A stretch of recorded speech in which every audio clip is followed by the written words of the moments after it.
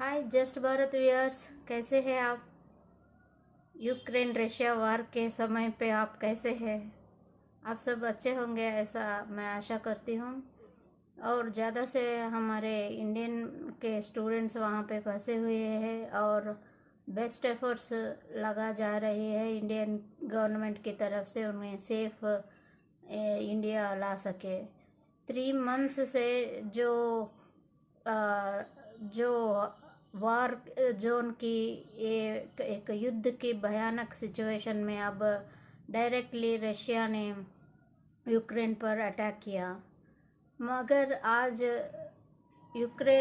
हमारा Indian government ने कहा, राजनाथ सिंह जी ने कहा कि हमारा इस यूक्रेन रशिया वार के बीच में तटस्थ है। इस बात को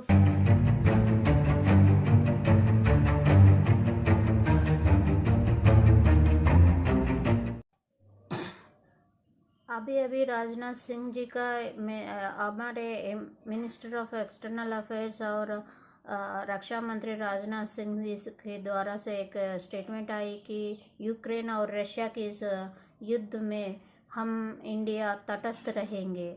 इस बात को सुनते हुए यूक्रेन के एम्बेसी का जो एम्बेसडर रहते हैं इंडिया में, उन्होंने इंडियन जर्नलिस्ट को अपना स्पीच देते हुए कहा कि नहीं इंडिया जैसे बड़े देश, इंडिया जैसी पीस कंट्री इस युद्ध से दूर नहीं रहना चाहिए। उसको कुछ ना कुछ इस युद्ध में अपना आवाज़ उठाना चाहिए और रशिया को रोकना चाहिए। यूक्रेन को ऑक्युपाई करते हुए उसको इन्वेंशन करते हुए उसको रोकना चाहिए। मगर इंडिया जब उन्होंने इस बात कहते हुए कहा कि महाभारत का स्टेटमेंट करा कि इंडिया कैसा पीस लविंग कंट्री है, वो कैसा इस और बड़े देश है, कैसे इस सिचुएशन को हैंडल कर सकती है, ऐसा उन्होंने कोट किया। मगर इंडिया का तटस्थ होना क्या करेक्ट है या गलत है। क्यों यूक्रेन के एम्बेसी ने 3 महीने तक इंडिया से कुछ मदद नहीं मांगा। अब जब युद्ध स्टार्ट हुआ अब क्यों मदद मांग रही है। क्या नाटो फोर्सेस जिसके लिए वो लड़ रहे थे रशिया से, वो अब काम नहीं आए। ये सब हम विस्तार से जानेंगे।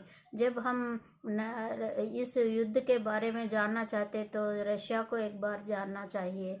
यूएसएसआर जो 1991 में जो मिलिट्री का ज़्यादातर वर्ल्ड वॉर 2 के बाद जो नाटो कंट्रीज और बिग ब्रदर्स बने, एक अमेरिका एक यूएसएसआर, वो 92 में यूएसएसआर डिसमेंटल बोले तो वो स्प्लिट हो गया, यूएसएसआर नहीं रहा। छोटे छोटे देश में बट गई है और रशिया एक बड़ा देश है और बड़े से बड़े हिस्सा यूक्रेन आती है। यूक्रेन में ज़्यादातर लोग रशिया के एथनिक ग्रुप है, तो बोले तो ओरिजिनल वही लोग रहते हैं जो यूक्रेन में रशिया में रहते हैं, वही ग्रुप ट्राइब्स वही लोग यूक्रेन में रहते हैं। मगर ये नाटो का ये सिलसिला कब स्टार्ट हुआ बोले तो जब यूक्रेन का बड़ा हिस्सा में ईस्ट पार्ट पूरा का पूरा रशिया का एथनिक ग्रुप है, वो रशिया को ही सपोर्ट करते हैं। मैं 92 में कैसे भी वो एक अलग कंट्री बन गई, लैंड बाउंडेड अलग कंट्री बन गई, मगर उसका ज़्यादा eastern part of the Ukraine में आप जब ये मैप देखेंगे, लुहांस एंड डॉनबास में ज़्यादातर रशियन के एथनिक ग्रुप्स ही रहते हैं। जो वेस्टर्न पार्ट ऑफ यूक्रेन है वो मॉडर्नाइज होना चाहती है, जैसे यूरोप की तरह बनना चाहती है, यूरोपियन यूनियन में मिलना चाहती है, वो मॉडर्नाइजेशन। क्योंकि एथनिक ग्रुप्स जब बोलेंगे तो वो अपना कल्चर को मेंटेन करने में इंटरेस्ट रहते हैं, ज़्यादातर मॉडर्निटी में नहीं आना चाहते हैं। मगर half of the Ukraine west Ukraine ज़्यादातर लोग यूरोपियन यूनियन से बहुत आकर्षित है और इसीलिए वो लोग ज़्यादा मॉडर्नाइज होना चाहते हैं। और ज़्यादा में इस कंट्री में भी इस्लाम ही ज़्यादातर रिलीजियस बोले तो इस्लाम ही उस वहाँ पे रूल करती है। मगर ज़्यादातर रशियन प्रेसिडेंट्स है ऐसा, जो मैं बोल रही थी ना, जब डेमोक्रेटिक पिछले वीडियो में जब डेमोक्रेटिक है तो उसमें 3 तरह के होते हैं। मोनार्की नहीं, जब ये डेमोक्रेटिक है मगर इसमें एथनिक ग्रुप ही प्रेसिडेंट होते हैं। बोले तो एथनिक ग्रुप वाले ही उस देश का प्रेसिडेंट या प्राइम मिनिस्टर बन सकते हैं। कोई ये कंट्रीज पर्टिकुलर रिलीजियस कंट्रीज नहीं है, ऐसा ही प्योर डेमोक्रेटिक नहीं है। इसमें भी रिलीजन आता है। जब प्रेसिडेंट या प्राइम मिनिस्टर पोस्ट ऐसा पोस्ट हैंडल करना है तो उनका ethnic group, Russian ethnic group ही चुने जाते हैं। तो इस्लाम में मेजर रिलीजन है वहाँ पे। तो ये लोग यूरोप से बहुत आकर्षित हुए, यूरोपियन यूनियन ज्वाइन करना चाहते हैं, नाटो में ज्वाइन होना चाहते हैं। एक मेरी ख्याल ये है कि नाटो अब नाटो नहीं रहा, उसमें ज्वाइन होना एक वेस्ट है। हम इंडिया नाटो से दूर रह रहे हैं, ये हमके लिए अच्छा है। अभी ऑस्ट्रेलिया नाटो में है। सारे जो सेकेंड वर्ल्ड वॉर के बाद जो भी कंट्रीज है जो अमेरिका को ऐसा सपोर्ट, यूरोप को सपोर्ट करते हैं, वो लोग नाटो में हिस्सा लिए। और जो नहीं जाना चाहते हैं वो तटस्थ रहे, जैसे इंडिया। जो रशिया से जाना चाहते हैं वो रशिया से है, जैसे चाइना, ऐसे लोग रशिया को ऐसा सपोर्ट करते हैं। मगर जब आज यूक्रेन के एनवाई ने, जब एम्बेसडर ने कहा कि इंडिया को कुछ करना है, मगर राजनाथ सिंह जी, हमारे प्राइम मिनिस्टर नरेंद्र मोदी जी कह रहे हैं कि हम तटस्थ रहेंगे। हमने वर्ल्ड वॉर 2 में भी के बाद में भी जब इंडिया एक कंट्री बना, तब भी हमने किसी बिग ब्रदर के एक तरफ नहीं गए, हम तटस्थ रहे। इस युद्ध में हमारा बात अगर कुछ रशिया सुनेगी और यूक्रेन को बचा सकते हैं तो 3 महीने ने उन्होंने वेस्ट किया, जब रशिया ने ऑलरेडी अपना मिलिट्री फोर्सेस वहाँ पे डिप्लॉय कर चुके हैं। और आपको एक बात और जानना चाहिए कि यूक्रेन के ईस्टर्न पार्ट जो रशिया एथनिक ग्रुप्स है, वो ऑलरेडी यूक्रेन को एक सरदर्द की तरह बन गए हैं। वहाँ पे भी जैसे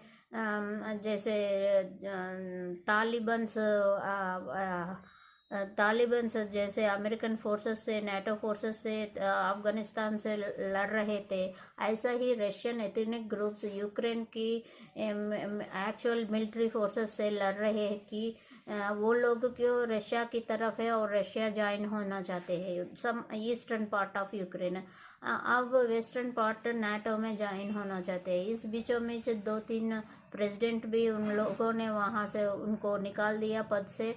आज जब मेन सिचुएशन आया कि इधर नाटो फोर्सेस में यूक्रेन ज्वाइन होगी या रशिया इसको इन्वेंशन करके पूरा देश को अपना देश बना लेगी, जैसे इट्स रीगेनिंग इट्स यूएसएसआर, ऐसा हो रहा है। मगर ये सब लोग ये बोल रहे हैं वार शुरू हुआ। हम भी ज़्यादातर लोग जब अफगानिस्तान में कुछ हो रहा है तो इंडिया की तरफ देखते हैं, जब कुछ इराक में कुछ होता है तो इंडिया की तरफ जाते हैं कि एक इंडिया ही एक गेम चेंजर है जो इस वार को ऐसा रोक सके। मगर जब इंडिया को नेशनल सिक्योरिटी काउंसिल में उनको एक ओहदा देना है तो तब सब लोग अपने अपने फेवरिज्म में चले जाते हैं, अपने रिलीजियस फेवरिज्म में चले जाते हैं। जब भी इंडिया ने पीस कीपिंग के लिए मोदी जी यूएनएस में भी जब भी शांत होने के एक्सपेंशन थ्योरी पर कड़ी नज़र रखनी चाहिए, इसको रुकवाना चाहिए बोल के जितनी बार बोला तो भी कोई नहीं सुना। मगर आज यूक्रेन भी इंडिया की तरफ देख रही है कि हम कुछ फ्री रोल प्ले कर सकते हैं तो हमारा बल भी देखेंगे। जो यूएन जब हम सब लोग मानते हैं कि इंडिया को वार करना नहीं आता, एक्चुअली जब वार आती है तो इंडियन आर्मी ऐसा सतर्क रहते हैं कि वो जान पर खेल कर ही इंडिया को जिताने का हमको बहुत सारे 1962 नए इंडिया बांग्लादेश वार ऐसा सब में हमने जीत कर दिखाया। यही नहीं, ऐसा कोई भी देश में इतना विक्टोरियस रिकॉर्ड नहीं है जितना इंडियन आर्मी का है। मैं अगर अपना इंडियन आर्मी का, इंडियन फोर्सेस का, इंडियन डिप्लोमेसी का हम बात करेंगे है तो इंडिया ने यूएन पीस कीपिंग फोर्सेस में ज़्यादातर अगर टोटल वर्ल्ड में ले देखें तो हमारा ही फोर्सेस, इंडियन फोर्सेस ही वहाँ पे ज़्यादा डिप्लॉयमेंट है यूएन पीस कीपिंग फोर्सेस में। उन्होंने अपने जान पर खेल कर बहुत बहुत ऑपरेशंस सक्सेसफुल करे। और फिर भी बोलते हैं इंडिया डर जाती है वार सुनने पर, इंडिया कुछ नहीं करती है, इराक में कुछ नहीं किया, अफगानिस्तान में कुछ नहीं, अब यूक्रेन में कुछ नहीं कर रहे। मगर यूक्रेन में कुछ करना है तो हमको यूक्रेन का हिस्ट्री जब मालूम पड़ेंगे, जैसे तालिबान को अफगानिस्तान से कैसे निकाल नहीं सकते, यूक्रेन से रशियन एथनिक ग्रुप को निकाल नहीं सकते। ऑफ कोर्स अफगानिस्तान भी कभी अमेरिका और यूरोप की देश की तरह जीना चाहती थी, मगर एक इस्लामाइजेशन में ये जिहादिस्ट ग्रुप्स पैदा होके अब वो भी अपने अफगानिस्तान में रूल चलाने जाते। तो हम कैसे तालिबान को अलग निकाल कर अफगानिस्तान बना सकते हैं, ये एक प्रश्न कोई नहीं पूछता, मगर इंडिया का क्या रोल है वो पूछ रहे हैं। जैसे पाक ऑक्युपाइड जम्मू कश्मीर में जैसे पश्तून्स है, पश्तून्स में पाकिस्तान में है, वो वहाँ पे है, और अफगानिस्तान में है। उन लोगों को निकाल कर हम लोग कैसे एक कंट्री को दे सकते हैं हम, या छीन सकते हैं। हाँ, ऑफ कोर्स जब बलोच पीपल पाकिस्तान में है, हम लोग बलोच को इजीली सेपरेट करके उनको इंडिपेंडेंस दिला सकते हैं। मगर जो यूक्रेन में आधा हिस्सा ईस्ट पार्ट जब रशिया को चाहती है और वेस्ट पार्ट जब नाटो फोर्सेस को जो पसंद करती है और उनके लिए रशिया से लड़ने के लिए आन पड़ी है, तो हम लोग कैसे इन्वॉल्व हो सकते हैं। हम युद्ध तो अनिवार्य है, तो क्या है इंडिया का डिप्लोमेसी, जो मीटिंग्स होते हैं युद्ध ना होने का, पीस मेंटेन करने के लिए जो मेंटेन होती है, ये जब हम महाभारत के युद्ध देखे तो तब भी जो टास्क होती है, युद्ध अनिवार्य है, जो टास्क होती है वो फेल होकर ही महाभारत युद्ध हुआ। फेल बोले तो वो टास्क एक्चुअली पीस के लिए टास्क नहीं था, वो टास्क कैसे युद्ध लड़ा जाए, कहाँ तक रुकना है, तो सुबह शुरू होने वाला युद्ध शाम को कैसा ख़त्म करना है, तो सेट ऑफ रूल्स युद्ध के लिए वो रखने जाले हैं, वो उसी को कहते हैं ये डिप्लोमेसी टास्क जो होते हैं वही। वो ऑलरेडी रशिया ने अमेरिका से, नाटो फोर्सेस से 3 मंथ्स से उनसे मांग रही थी।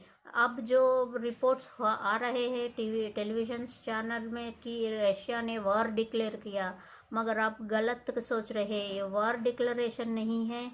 ये पुतिन जी ने कहा कि ये सेलेक्टिव ऑपरेशन ऑन यूक्रेन बोल के बोला, क्योंकि पुतिन को अखंड, जैसे हम लोग अखंड भारत के बारे में सोचते हैं, वो अखंड रशिया के बारे में सोचते हैं। तो उनको वो कैसा भी यूक्रेन के जो भी लोग हैं वो लोग रशिया से डरते नहीं हैं, मगर युद्ध है, को कैसे भी नुकसान होती है, इसके लिए वो डर रहे हैं। क्यों नहीं, पुतिन से नहीं डर रहे हैं, नहीं रशियन पीपल से डर रहे हैं, क्योंकि ज़्यादातर लोग वो रशियंस है। तो मैं कितना जानती हूँ कि पुतिन सिविल एरियाज में वो कोई भी मिसाइल का अटैक्स नहीं होंगे, जो भी होंगे बॉर्डर पे। वो ऑलरेडी बॉर्डर पे रशियन का जो एथनिक ग्रुप है यूक्रेन से लड़ रहे हैं वो सब अब रशिया के पास में आ गए हैं। अब उनका कैपिटल कीवी पे अटैक हो ये बोले तो थोड़ा मिसाइल्स होने वाला है। अभी ये वॉर लंबी चलेंगी जब तक यूक्रेन रशिया को सरेंडर नहीं करती। तो इस बीचों बीच इंडिया क्या कर सकती है? अगर तीन महीने पहले से या अमेरिका या यूक्रेन इंडिया को कुछ मैसेज दिया कि आप इसको डील करें तो शायद हमारा UN peace keeping force Ukraine के इन सपोर्ट में उनको शील्ड करने पे ले जाएंगी ताकि रशिया सिविल सोसाइटी पर वार ना हो। और जब तक ये रेड लाइन, क्योंकि यूक्रेन का भी रशिया का ही हिस्सा है, जो रशिया को चाहते हैं वो जब तक उसके पास ना आए वो रशिया छोड़ेगी नहीं। और इस ये रेड लाइन एरिया जो वेस्टर्न यूक्रेन को नहीं ईस्टर्न यूक्रेन को शायद रशिया लेके इस युद्ध को समाप्त करेगी, तब तक ये पीस टॉक हो सकती है। मगर अब ये युद्ध को बिना कुछ एरिया कब्जा करते हुए रशिया इस युद्ध से निकल जाने का संभावना ही नहीं है, क्योंकि ऑलरेडी 3 मंथ्स से उनसे एक्सचेंज ऑफ वर्ड्स हो रहे हैं मगर वो कहीं पे भी सक्सेस नहीं हुआ। तो जब ये लोग गलत करे, यूक्रेनियन लोग नाटो को सपोर्ट करते हुए किसी का युद्ध के लिए अपने लोगों को परेशान डालते हुए आज युद्ध को फेस करने पड़ रहे हैं। क्योंकि अगर नाटो सही तरह है तो यूक्रेन को और यूक्रेन के लोगों को तभी मालूम जाना चाहिए जब क्रीमिया को रशिया ने हड़प लिया। जब क्रीमिया को हड़प कर वहाँ पे एक इंडिपेंडेंट रशियन डिप्लॉयमेंट रशियन का लोग ही वहाँ पे प्रेसिडेंट बनाकर उसको क्रीमिया को इंडिपेंडेंट कंट्री बनाया और रशिया का अंडर ही आती है वो अब क्रीमिया। तो तब ही नाटो फोर्सेस रशिया पर सैंक्शंस डाल के तभी वो वर्ल्ड वॉर शुरू होना था। मगर तब नाटो फोर्सेस खामोश थे, क्योंकि सबको पता था जब 92 में अन्याय से जब रशिया को मिलिट्री तब अमेरिका के पास बल था तो रशिया डिसमेंटल हुई। अब रशिया के पास बल है, अब नाटो डिसमेंटल होगी। इस नाटो फोर्सेस ने कहीं पर भी हमने देखा तो वो कहीं किसी युद्ध में जीतकर वो वापस नहीं गए, उस देश को बर्बाद करके गए। और अब यूक्रेन भी बर्बाद में होने के सपोर्ट में यूक्रेन बर्बाद हो रही है। अब ईस्टर्न पार्ट ऑफ रशिया, अब लुहांस वो सब रशिया के पास चले जाएगी। तो अब इंडिया क्या कर सकती है? इंडिया इस पार्ट को वहीं पर रुकने के लिए क्या कुछ ट्राई कर सकती है?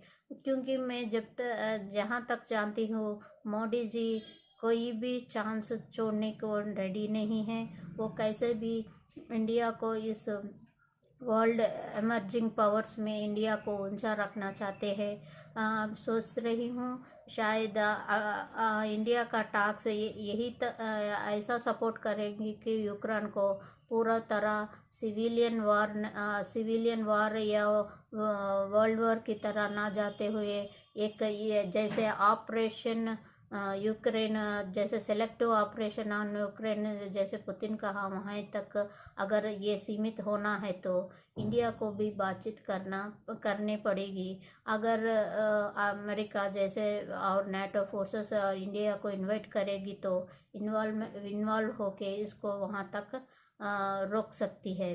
क्योंकि कहीं पे भी युद्ध का एक डेडलाइन होना चाहिए।